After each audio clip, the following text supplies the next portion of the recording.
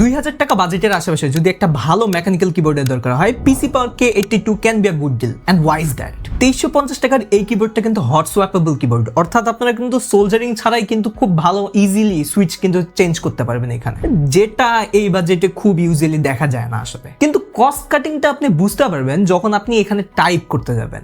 Don't get me রং, এখানে যে switches গুলো ইউজ করা হয়েছে দোজ আর গুড।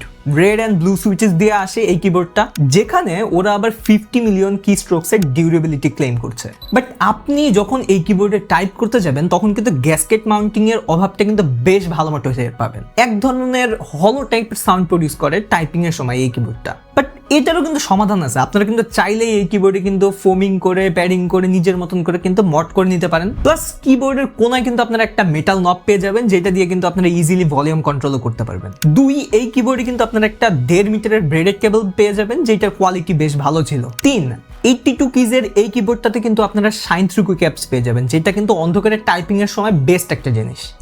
ওরা কিন্তু এই কিবোর্ডের সাথে এক্সট্রা 4টা সুইচেস দিয়ে দিয়েছে, যেটা কিন্তু বলতেই হবে একটা গুড গেস্টার। আর সাথে আপনারা এই কিবোর্ডে বিভিন্ন RGB অপশনস পেয়ে যাবেন, যদিও এখানে কিন্তু কালারগুলো নির্দিষ্ট রিজিয়নে কিন্তু ফিক্স থাকে। সো ওভারঅল যদি আপনি হিসাব করেন তাহলে কিন্তু বাজেট হিসেবে এই কিবোর্ডটা কিন্তু বেশ ভালো কিছু স্পেক্স অফার করছে, এটা কিন্তু বলতেই হবে। So now let's here the typing sound.